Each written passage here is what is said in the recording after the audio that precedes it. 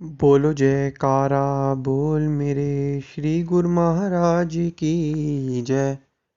अपना ध्यान सम्मुख विराजमान श्री श्री 108 श्री परमहंस महान विभूतियों की ओर लगाते हुए और अपनी मुख रसना को पवित्र करने हेतु एक बार ऊंची और मीठे स्वर में बोलिए जयकारा बोल मेरे श्री गुरु महाराज की जय। बोलो साचे दरबार की जय। बोलो श्री सतगुरुदेव भगवान की जय। गुरुमुखो, आज हर एक मनुष्य जो अपना जीवन जी रहा है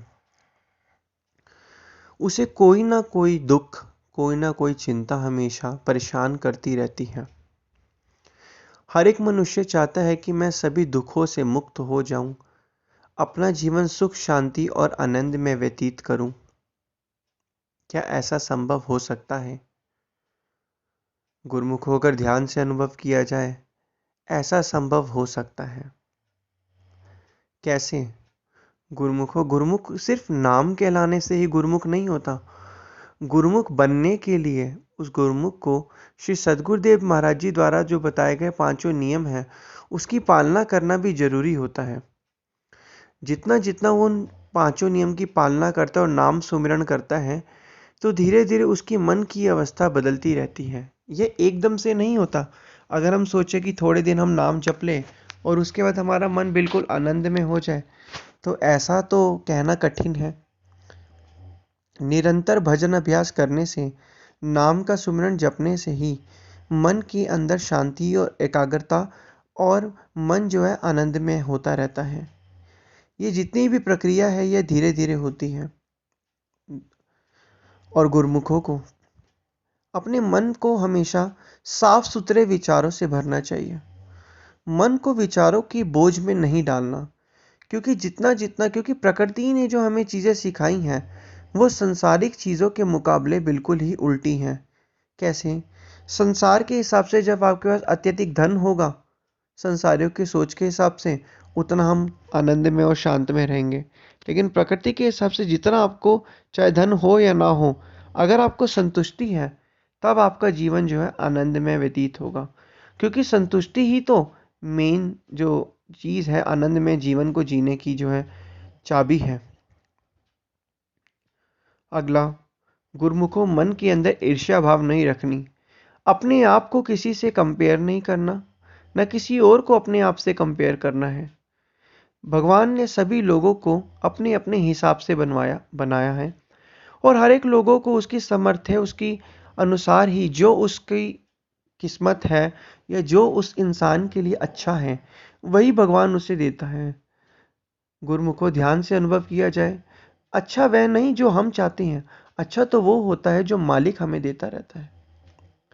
तो इसलिए जो हमें महाप्रभु जी ने दिया है, जितना भी दिया हमें उसमें संतुष्टि रखनी चाहिए, हमें उसमें खुश रहना चाहिए। क्योंकि गुरुमुखों आनंद में जीवन व्यतीत करना चाहते हो तो इन कुछ चीज़ों पर जो है अनुभव और उन कुछ चीज़ों पर आपको गौर फरमाना ही पड़ेगा। अगर आप सोचो कि मुझे आनंद में जीवन व्यतीत करना है, शांति चाहिए मुझे और अपने सारे दुखों को दूर करना है, तो सबसे पहले हमें अपनी इच्छाओं की बोझ को त्यागना पड़ेगा। इच्छाओं की बोझ को हमें खत्म करना पड़ेगा।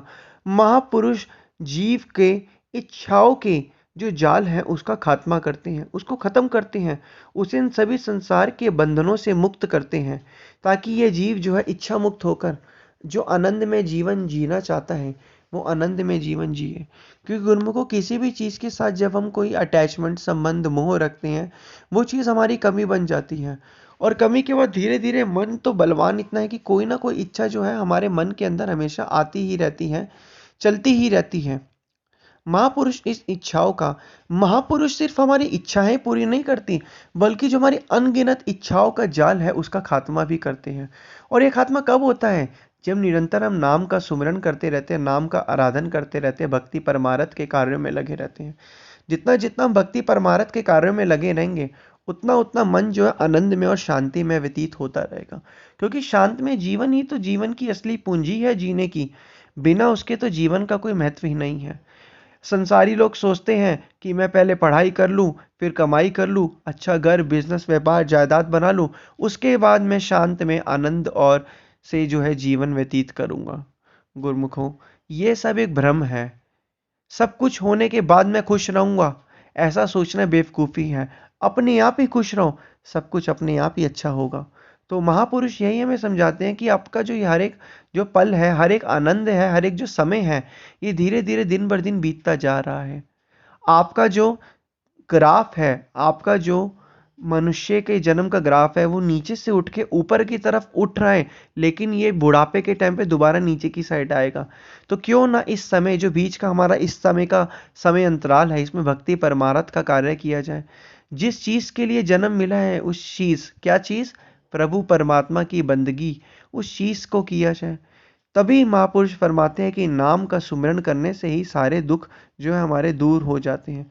इसलिए गुरुमुखों, नाम का सुमिरन हमें करना है, अपने आप ही हमारे सारे ये दुख दूर हो जाएंगे। हमें महापुरुषों की तो प्रसन्नता प्राप्त होगी ही होगी, साथ में हमारा आत्म कल्याण भी होगा। बोलो जयकारा बोल मेरे श्री गुरु महाराज की जय। बोलो साचे दरबार की जय। बोलो श्री सद्गुरुदेव भगवान की जय।